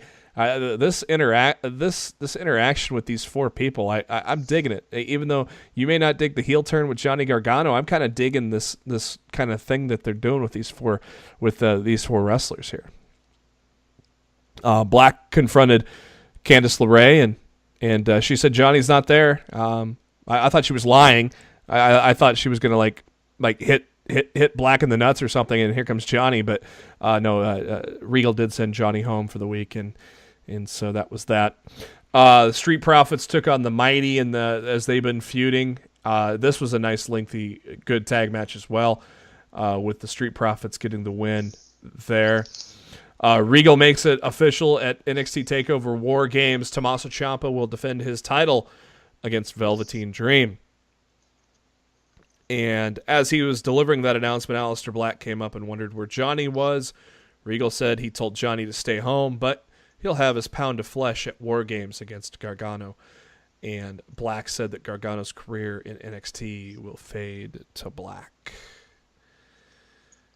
Next up, we see Lars Sullivan going nuts because he did not get named to the title match, and says he's going to rip Velveteen Dream in half before War Games and take his spot.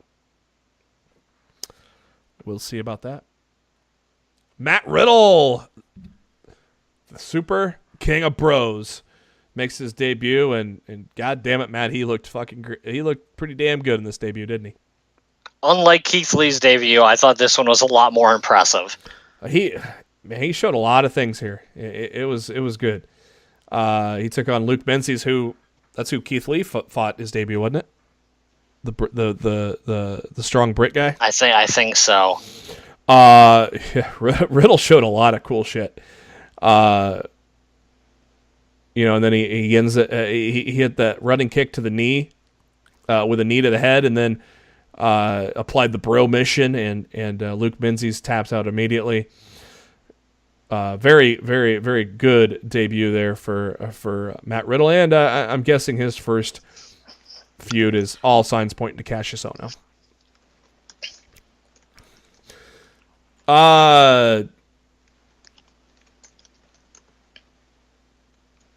They showed footage of Evolution post-match, Shayna Baszler with Marina Shafir and Jessamine Duke, and a beaten Kairi Sane trying to storm the scene, but she physically couldn't. Somebody holding her back, obviously. There's three women there, and she's definitely hurt, so they kind of showed that. We had an advertised main event of the Undisputed Era taking Bobby Fish and Adam Cole taking on the War Raiders, but we're at about a quarter to the top of the hour, and we got Orny Lorcan and Danny Burch taking on Raul Mendoza and Humberto Carrillo. I'm like, we got the super. Yeah, I thought it was really weird. I'm like, what the fuck's going on? I'm like, well, my immediate thought was, well, I'm going to guess Undisputed Era. Birch and Lorcan made quick work of Mendoza and Carrillo. And my initial thought was, all four Undisputed, they're all going to gang up War Raiders. Match ain't even The going to start. problem is, I remember reading about the brawl when I read the spoilers, and I just forgot when I was watching. I mean, that's the great thing about NXT taping like they do. I just forget. Yep. So I'm just watching. I'm like, oh, yeah, I remember that. That's cool. Yeah, I was sitting here like, I completely forgot. Yeah, me too. I was like, oh, yeah, okay, Undisputed Era is probably going to gang up on the War. No, War Raiders took it to the Undisputed Era while they were doing their NWO-like promo. And this spilled out into the courtyard outside of Full Sail, into the ring as well. And Ricochet came to help the odds out a little bit, and then Pete Dunne came out to help the odds out a little bit. And William Regal comes out and says, this is not how this fight's going to go down. If you're all hell-bent on destroying each other, you'll be at a takeover in War Games. So that was a fun way to end NXT, wasn't it? Yes, it was phenomenal. The brawl was great, and the announcement, even though I knew it was coming, was awesome. And yeah, I'm looking forward to it.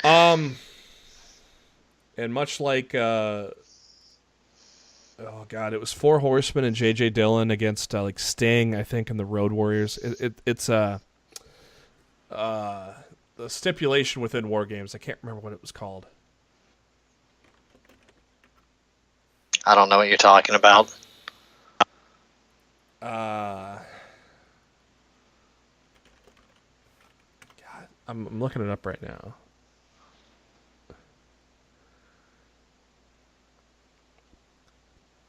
It's a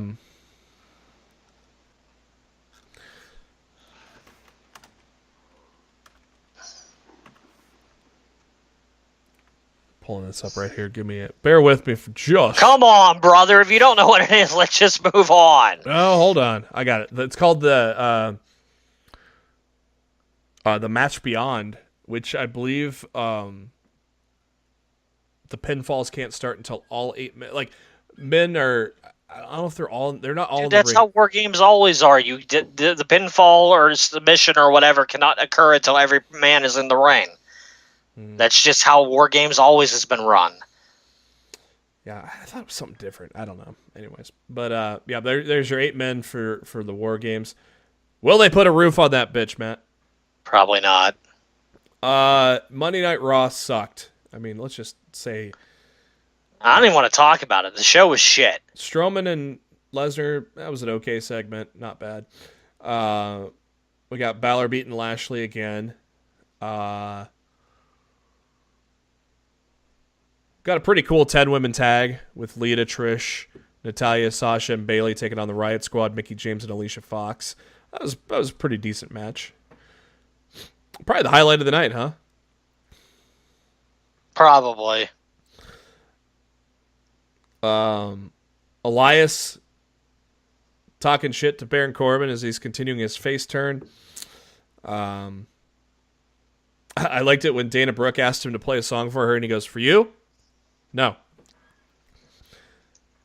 Obviously, Corbin got Jinder Mahal to side with him because he was too beat up after taking 3 running power slams. So Jinder Mahal took on Elias. And what did you say, Matt? Oh, it's good that he's taking on Jinder because he beats nobody, right? Exactly. But I've been asking for it on the podcast forever, turn Elias face, and here we are. So let's see what he does with it. The bracket was announced for Crown Jewel, the World Cup. Raw and SmackDown are on opposite sides of things. Seth Rollins will take on Bobby Lashley. Kurt Angle takes on Dolph Ziggler. Rey Mysterio takes on Randy Orton. Jeff Hardy takes on The Miz.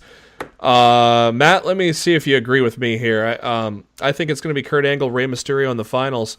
Shane McMahon told the 4 SmackDown guys, if you make the finals and lose, you're going to Raw. He didn't say you're going to Raw. You're just leaving SmackDown, which means they're going to Raw. I think Rey Mysterio. I think Shane's going to have that tough talk with Rey, and Rey comes to Raw. I think Kurt Angle wins the World Cup. What do you think? I thought Rey Angle was going to win the World Cup before Tuesday. Now I think The Miz is going to win. Oh, really? What makes you think The Miz? That would set up a definite reason why he's going to be getting a shot at AJ Styles' title. Oh, good point. unless they choose to pull the trigger and give it to Joe. All signs pointed to Miz being the one to take that title off at AJ, and if Miz wins that tournament, it would just make sense. If they end up going another route and whoever loses from SmackDown does end up on Raw, I promise you that person will win the Survivor Series match for Raw at Survivor Series and make Shane look like a fucking dumbass. Yeah, right now I think it's Kurt. So I think it's Kurt and Ray in the final, and Kurt wins. I don't see. know. I thought Kurt was winning from the beginning until they did that thing on Tuesday. Now I think Miz is going to win. Miz also took the pinfall 2 weeks in a row on SmackDown. Yeah. Our buddy Ultra Liker pointed that out, didn't he? Yes, he did. That's Wrestling Logic 101. You set up those losses, so you get the wins back at the pay-per-view. So there was a triple threat tag match that went like 2 minutes. Rude and Gable got the win. Okay. Whatever. That was nice and rushed. Rollins tried to get some answers from Dean Ambrose, and Ambrose decided not to really talk, which I'm fine with that. I'm fine with kind of dragging that out. I didn't mind that segment, Matt. Yeah, it was all right. I didn't say it was mind-blowing, but I didn't mind I didn't mind taking their time with this. Nia Jax took on Ember Moon. 3 minutes. Wow. Well, Tamina came out and distracted them, but I mean, these girls had a competitive match not 2 weeks ago, and that now Ember's jobbing in 3 minutes. But I do like the prospects of Nia and Tamina for sure. I mean, it's not like Ember lost fair. She lost because she was distracted by Tamina. Yeah. So I mean, it's not like they buried her or anything.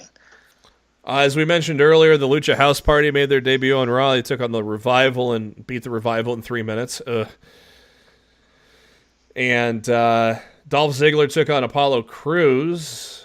I thought they were turning Apollo heel. No? Oh. Okay. No, they were giving them that push against Elias, but then they turned Elias face. Yeah. I thought that was so. Now they're like, well, now what the fuck do we do? I figured it was going to double turn, but yeah. What are we going to do? We're going to go back to Job and Apollo,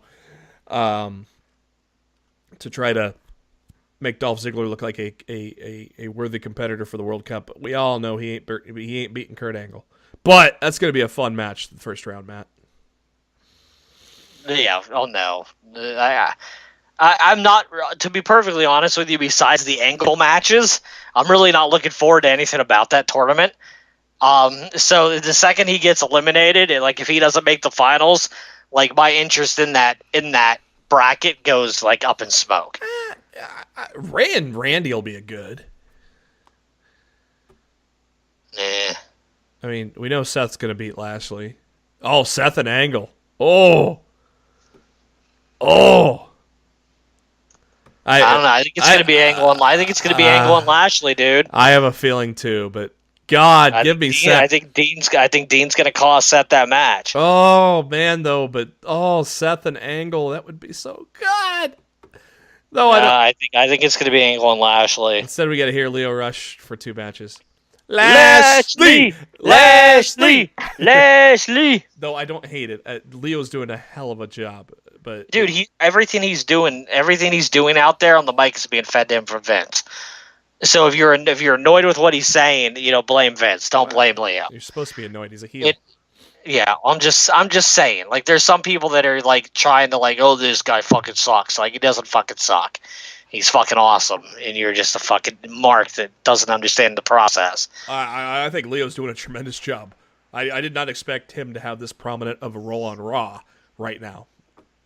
And, originally it kind of started out babyface, and you got to see some cool stuff there. Now it kind of turned heel, and I think that's a little more natural for Leo. And a lot better booking-wise for Bobby. So,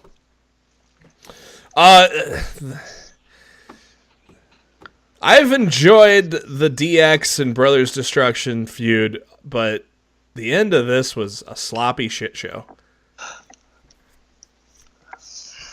I just want to see Michaels in the match, and other than that, I really don't care. End of this was a sloppy shit show, from the sound guy fucking up to just not really ending it on a great note at all. Let me put it this way: if it wasn't for A, that match because of Michaels, B, Braun potentially becoming Universal Champion, and C, Hulk Hogan being there, I wouldn't even be watching the show. Well, and D, Angle Wrestling. Like there's like really the card is not. I don't look at this card and go, "Oh my god, I need to see this show." No, it's going to be on my tablet at work while I'm working, and I'll pay attention. Yeah, like look, if Michaels wasn't wrestling and it was still a triple threat and Hogan wasn't there, I probably wouldn't watch the show. Let me just put it that way. That I'm not hyped for it. The build for this show is not good. No, to me anyway. I'm sure some people would disagree, but I'm not hyped for the show at all. And it doesn't help when every time they mention Crown Jewel gets booed due to all the it's funny things going on. SmackDown Live, AJ Styles talking about how all the incidental contact from their matches with the Usos. AJ said, "I'm a liar. I meant to hit that Pele kick on you."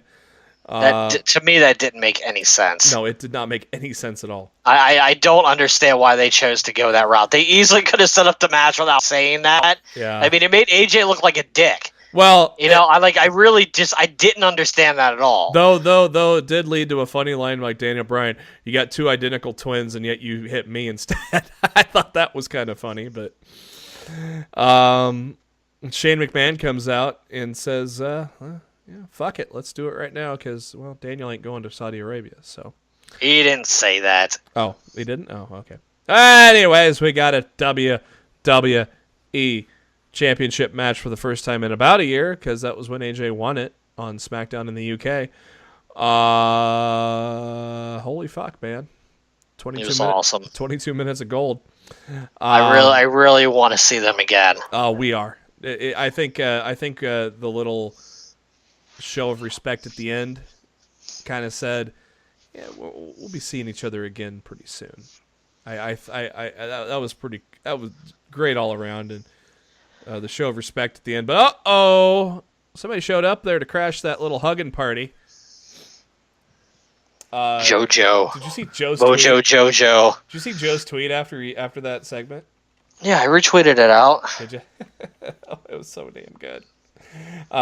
Joe said, "Yeah, we're just gonna shut down all that boo-boo kissy face ish." So good, so good. And then a pissed off AJ goes up to Paige and says he wants Crown Jewel. Paige is like, "Why?" Okay, you got it. Why? What else happened here? Paige in the office. Charlotte comes in, and Paige puts over how incredible her last woman standing match was, which it was. And she wants Charlotte to captain the SmackDown Live women's team, and Flair goes, "I'm not the right woman for that job," which means Paige will keep hounding her, and she'll eventually be the captain, right, Matt? Yep, agreed. A new day. It's Halloween. Well, this was awful. What? Them match. Them dressing as the Brood and coming out to the Brood's music was awesome. The Brood thing was funny. The match was awful. I didn't hate the match. It was what it was. I mean, I knew what it. We all know. We get this every year. I'm not a fan of the stupid trick or treat street fight or trick or treat. The gimmicky holiday matches. I've never liked them. As long as they've done them, and I didn't like this one either. After that match was when Shane was talking to the guys that are in the World Cup, and if you make it to the finals and lose, you're out of here. Which I just thought was kind of just odd and out of nowhere. Weird. Yeah. It was weird. It is completely goes against everything that they've done with the Shane McMahon character since he's been back. Yeah. This is a what's the word I'm looking for? Open opportunity, land of opportunity. SmackDown Live. But if you lose to my sister, fuck ya. You're fired. Graves said something later on that night. He's like, if I was in the first round, I'd just lay down and quit. Right? I'm like, yep. I wouldn't want to. I wouldn't want to go to the finals either. If I have a chance of fucking losing my job, fuck that. I'll go work somebody for 10 minutes and then all of a sudden trip over my own face and let them pin me. Is there not a better duo on SmackDown Live right now than R-Truth and Carmella? I mean, everybody hated Carmella because her heelish attitude. R-Truth, who's just a veteran that we hadn't seen in a while, and all of a sudden, I mean, Truth TV is fun as hell. Truth got some good offense against Nakamura here, by the way. It was a decent little 7-minute match, and I have not seen anybody really say a bad thing about Truth and Carmella. I like what they're doing. It's a fun pairing, and it gives them both something to do. And her rapping to Truth's, her rapping along with Truth, I thought that was really well done too. And the dance break, man. You tell me this on paper, I'd be like, this is getting over, and then I see it, and I'm like, I can't wait to see it again. Now it's in the middle of matches, and it's like, it's just fun. It's so good. The crowd chanting Truth TV. They love Truth TV, and it's one of those things that you didn't think would take off, but look where we're at now, and R-Truth could be in the United States title picture. Obviously he's a veteran that's going to be putting guys over more often than not, but it's a lot of fun. And I thought he had a good showing against Nakamura, didn't he? Yeah, like I said, I thought it was a good match. Is this an official shirt that's coming out on the shop? I am the man, Becky Lynch? Last time I looked, it wasn't there, but I mean, I guess they could put it out there eventually. Obviously, if you don't know why or how this has come about, Ric Flair, to be the man, you got to beat the man. And so she's the man because she beat Charlotte. I love her. I think her Twitter handle says, or her Twitter title. I'm the man. I'm the man. Or the man, or something like that. Yeah. Becky Lynch is just she found what wasn't there for 4 or 5 years. Or they're finally just letting her show it. Yeah, that could be probably more than what I'm talking about. Lynch started off saying, "I won." Crowd popped for that. Said that she was folded up like an accordion on a stack of chairs, but she got up and won. And I am the man, which I think is going to take off too. Then she goes, "What's next for her?" Well, Ronda Rousey. And Lynch says, "Well, I didn't come here to cosplay," as she makes fun of Alexa Bliss. And they had a funny little exchange on Twitter, too, as well. Didn't come here to talk about a reality show. Little jab at the Bellas. She's here to rip Ronda's arm off, and drops the mic. God, that's seriously, man. Fucking gold. Becky Lynch is gold right now. Speaking of which, Alexa Bliss replied and goes, "Yeah, I cosplay. Still beat you, though, just saying." I'm not sure about that. Yeah, Alexa on my Amazon Echo just said, "I'm not sure about that either." And Becky responded with, "Yeah, you should cosplay as a water boy because all the time you spend on the sidelines." What? What? I really hope she gets the Finn Balor treatment. Oh, what do you mean by that? Bliss's injury pattern is the exact same thing that happened with Finn. Oh, yeah. And to that point, Vince lost faith in him and yanked his push, and he hasn't been the same since. Bliss had the exact same injury pattern, and now I hope that when she comes back, her reign at the top of the women's card, I hope it's done. Yeah, I know you weren't happy on her last reign. Yeah, and I don't want to see it again. Then a solid tag match to end it with the 4 competitors of the World Cup: Jeff Hardy, Rey Mysterio taking on Randy Orton and The Miz. Pretty cool moment, as I mentioned earlier in the show. Poetry in motion with Mysterio and Hardy there. Mysterio hits 619. Hardy hits the Swanton on Miz and takes the fall. And then after that, it was RKO City. Everybody ate an RKO because everybody loves the RKO. And that's how we ended SmackDown. SmackDown miles ahead of Raw this week. It wasn't perfect, but it was a lot better than Raw, and it was much better than last week's version of SmackDown too. I didn't even watch last week's SmackDown. You didn't miss a damn thing. I talked to you. I read my buddy John Canton's review. I said, you know what? I just ain't gonna watch. I watched Raw, and I was like, I'm just not gonna watch SmackDown. And yeah, I didn't miss anything. You made the right call. All right, man. Crown Jewel Friday. Let's break it down. Break it down. Pun firmly intended. Let's just kick it off with WWE Championship, Matt. AJ Styles, Samoa Joe. I don't think the title's changing hands at Crown Jewel, but I don't think it is either, but I want it to. We all want it to. Joe deserves to be the fucking world champ, man. But I have AJ here. You? Yeah, I think AJ retains. At this point, if AJ beats Joe again, they can never go back to this match as long as AJ has the title, and that's what breaks my heart about the whole situation. I had visions dancing in my head of Seth Rollins beating Bobby Lashley and to face Kurt Angle, but you dashed them, and I think you're right. I'm going Bobby. Yep, I think so too. Kurt Angle's beating Dolph, but that's gonna be a good. Yeah, match. That's gonna be a good match, though. I'll tell you what, man. I think the finals are going to be Angle and Miz, and I think Miz is going to win. I see Miz beating Jeff, but I'm still sticking with Angle Mysterio, and Seth, and Shane has to kind of swallow his pride, eat his words, and send Rey Mysterio to Raw. I honestly think it's Angle Mysterio, but I totally. I don't see any reason. I don't see any. Ray just got back. I don't see any reason to move him to Raw right now. But I'm still going. I'm still sticking with that prediction. But I totally see your Angle as well. Pun intended there too. I totally see your Angle with. And God damn, if anybody deserves to win this fucking thing, it is the Miz, right? Especially if they're setting him up for a world title run.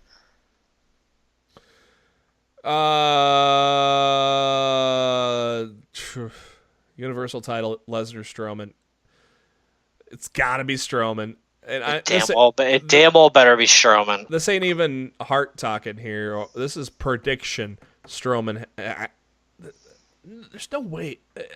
There's gonna be a collective. Oh, there's a way. Yeah, I know there's a way. Especially after we heard that he may not be facing Cormier now. God. Oh my God, the world is going to have a collective eye roll if Lesnar wins that. I'm still predicting Strowman though. I'm going heart and head thinking it's going to be Strowman, but Jesus Christ, are you predicting Strowman as well? Everything in me logically says Strowman should win this match, so hopefully he does. Exactly. He's got the very first competitor built right in with Drew McIntyre. So, SmackDown Tag Titles, The Bar, The New Day.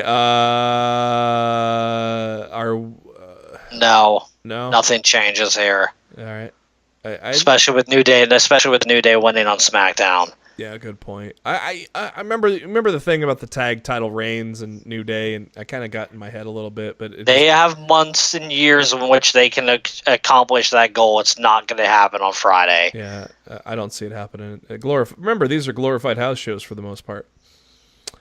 And then the big one, DX Brothers of Destruction. I'll go first here, Matt. I think Brothers of Destruction are going to win. I think that leads to Undertaker saying Shawn lost it, and that sets the seeds for Undertaker-Shawn at WrestleMania. I think Shawn pins Taker. Okay. Oh, that also could work towards a WrestleMania. So we got a little difference of opinion on a couple things. That's good, and we'll see how it plays out. So that's going to do it for Lost in the Midcard this week. Though it was a subpar week of wrestling, even though our last few shows that we've recorded had 3 good nights of wrestling, hopefully it bounces back and we get some fun at Crown Jewel and hopefully Raw and SmackDown bounce back as we head towards Survivor Series. But Matt and I both are on the meh train for Survivor Series, right? The only time that Raw and SmackDown go head to head, I don't give a fuck, right, Matt? Yeah, I really don't give a fuck. I like the old school Survivor Series pay-per-views back in the day, and Yep. ever since they've changed the formula, I'm just not as big a fan of this concept as I used to be. Thank you to SpiderDuck.net for being our host and enabling us to be on iTunes and any of your favorite podcasting apps. What you got to do, brother, is search for Lost in the Midcard. Hit that subscribe button. That way you know every time a new episode comes your way every Thursday, as well as select Mondays after a WWE pay-per-view. If you like the YouTube, you can subscribe to us on the YouTube as well. The links to all those subscription models, go to facebook.com/Lost in the Midcard. Also go to our Twitter page at LITMC Podcast. We also share a lot of great wrestling tweets from around the world. Hit us up there. Matt's on that Twitter at Raw F Showtime. I'm on the Twitter at JB Huskers. Give us a follow as well. And before we ride off into that Saudi sunset, Matt, what are your final thoughts? Speaking of Saudi, here are my final thoughts. Pro Wrestling Sheet is reporting that Renee Young's going to be a part of the commentary team at Crown Jewel on Friday. I heard. If this actually happens, and this is legit, within the next 3 Saudi shows after this one on Friday, Women. by the third one, after this one, I'm not counting the first 2 as the first 2. 3 shows after this, within the next 3 shows after Crown Jewel, there's going to be a women's match in Saudi Arabia. It has to be. And a lot of people are going to eat their words and claim that this was never going to happen. If this Renee Young thing is legit and she runs commentary at Crown Jewel on Friday and she's actually there and in the building, but 3 shows from now in Saudi Arabia, there's going to be a women's match on that show. All right, let me put this to you here. The one last thing, there's not just one thing left for the women to do the first time, but the major one. I mean, we've knocked off a lot of major ones. Hell in a Cell, Money in the Bank, Royal Rumble. The major thing left for the women is close WrestleMania. When does that happen? Well, I thought it could have been this year with Asuka and Ronda, but they crushed that dream. I don't know if it can be this year. I don't know if they have a match big enough to do it. Especially if you're giving Becky and Ronda away now. I don't know. I don't know when we're gonna see it. I mean, have the women had an Elimination Chamber match yet? Have they been in the Chamber? I feel like they were. I thought they were last year. Yeah. Yeah. Okay. So they had a Chamber match too. So yeah, the only thing they're missing is it's the main event WrestleMania, but hell, that's something CM Punk didn't even get to do. So, let's wait and see. Let's wait and see what happens. He couldn't even get on the Collector Cup, for crying out loud. So, for Matt Black, this is Jeremy Bennett. Thank you for tuning in to Lost the Midcard. We'll be back at ya next week.